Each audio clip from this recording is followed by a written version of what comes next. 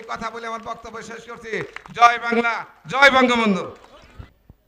সবাই উপস্থিত আছেন বাংলাদেশ জাতীয় পার্টি মনোনীত আসন্ন জাতীয় সংসদ সদস্য পদপ্রার্থী জনাব ইঞ্জিনিয়ার লিয়াকত হোসেন, উপস্থিত অত্র এলাকার শ্রদ্ধেয় মুরব্বী, মা বোনেরা, ভাইয়েরা,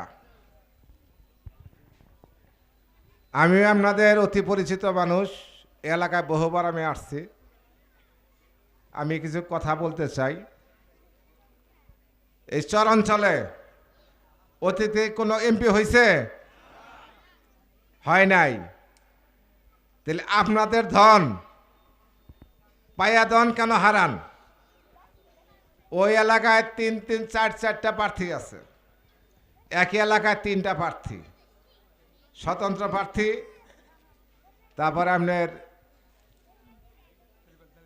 দাড়িপাল্লা, হুন্ডা, সব নিয়ে ওই এলাকায় 3-4টা প্রার্থী আছে। এই সুযোগ যদি আপনারা হারান, বাকি জীবনে পশ্চিম এলাকায় এমপি আনতে পারবেন না এবং বড় কোনো পদ আনতে পারবেন না। যেখানে ঐক্য নাই সেইখানে কিন্তু কোনো অর্জন নাই। আপনারা যদি ঐক্যবদ্ধ থাকেন, এই সংসদ নির্বাচনে বিপুল ভোটের ব্যবধানের মাধ্যমে নাঙ্গল প্রতীককে আপনারা বিজয়ী করতে পারবেন। সেটা আপনাদের ঐক্যবদ্ধ হইতে হবে। চরাঞ্চলে বহুবার হেঁটেছি। আমার রাজনীতির বয়স 43 বছর। আমি 2বার নির্বাচিত মেম্বার, কালিহাতী থানা মেম্বার ফেডারেশনের প্রেসিডেন্ট ছিলাম 5 বছর। আওয়ামী লীগের সভাপতি, সাধারণ সম্পাদক 28 বছর, একটা না, সদ্য সাবেক, কিছুদিন আগে আমি সাবেক হয়েছি। আমি কিছু কথা বলতে চাই। আমি সকল রাজনৈতিক দলের নেতাকর্মীদের সম্মান করি, শ্রদ্ধা করি। কেন করি?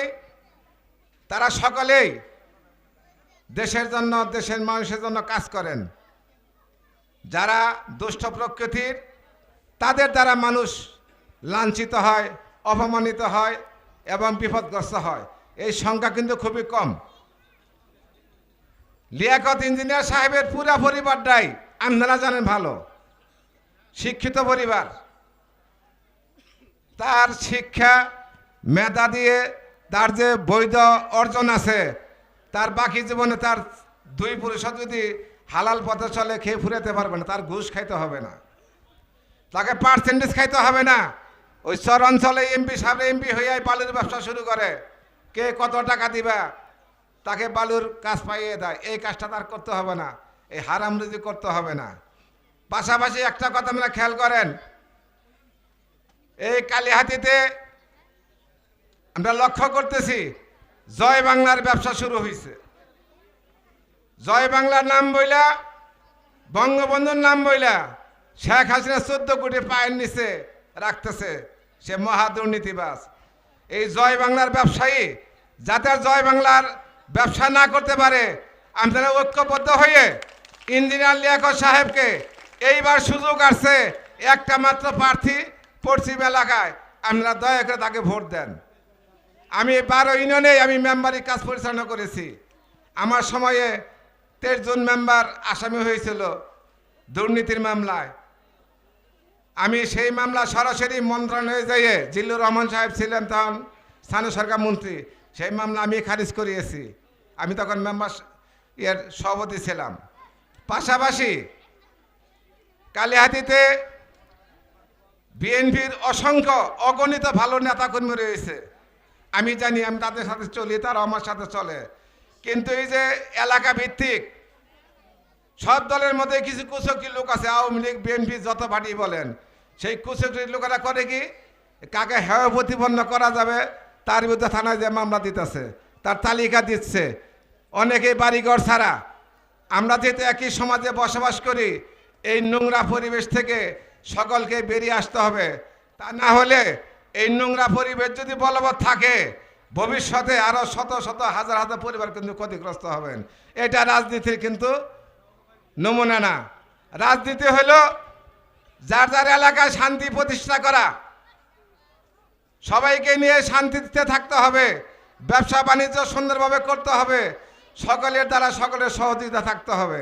এই কথাটি মনে রাখতে হবে সকল রাজনৈতিক দলের নেতাকর্মীদের। আমি এই 42 বছরে আপনাদের দোয়ায় আমার যে পারিবারিক শিক্ষা আছে, আমি একটি অপরাধ আমার জানা সত্ত্বেও করি নাই। আমি কালিহাতী উপজেলার প্রায় সকল গ্রামের লোকে আমাকে চিনে। আবুল কাশেম আহমেদ সাহেব ছিলেন আওয়ামী লীগের সভাপতি, তিনি আওয়ামী লীগটাকে টিকাই রাখছেন। তার সাথে এলাকায় আমি বহুবার আসছি, ঠান্ডু ভাইয়ের সাথে আসছি, আবু নাসের সাহেবের সাথে আসছি, আমি অনেক জনসভায় বক্তৃতা করছি।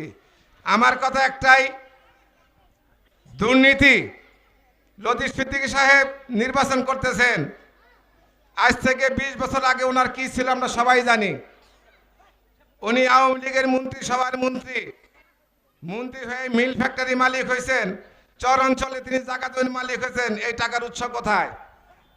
উনি জনসভায় আইসাই অনেক লম্বা লম্বা কথা বলে, বাপের সাথে বয়স বেশি, তাকে তুই তুকারি করে নাম ধরে ডাকে। এত টাকা সে পেলে কোথায়? আর উনি শেখ হাসিনার নামে যা খুশি তাই বলেন। কাজে জয় বাংলার ব্যবসা হতে দেওয়া যাবে না। জানা সত্ত্বে কোনো দুর্নীতিবাজকে ভোট দেওয়া যাবে না।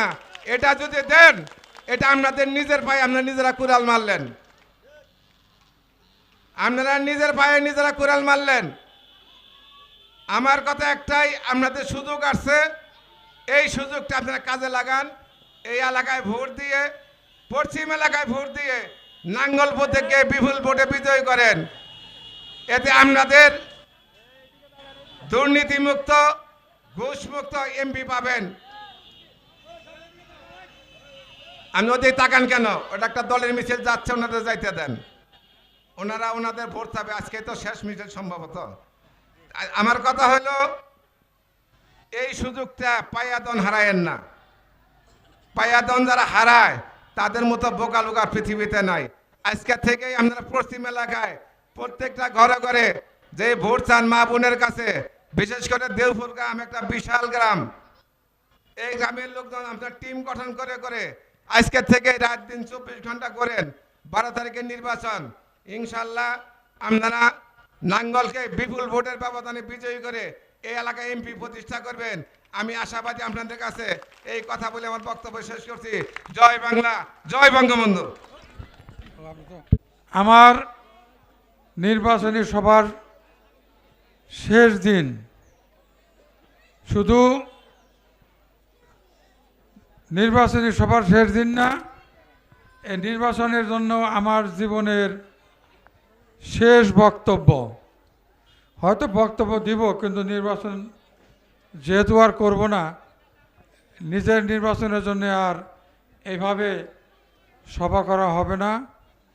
আমার কথাটা একটু মনোযোগ দিয়ে শুনবেন। আমি একটু আমার ছোটোবেলা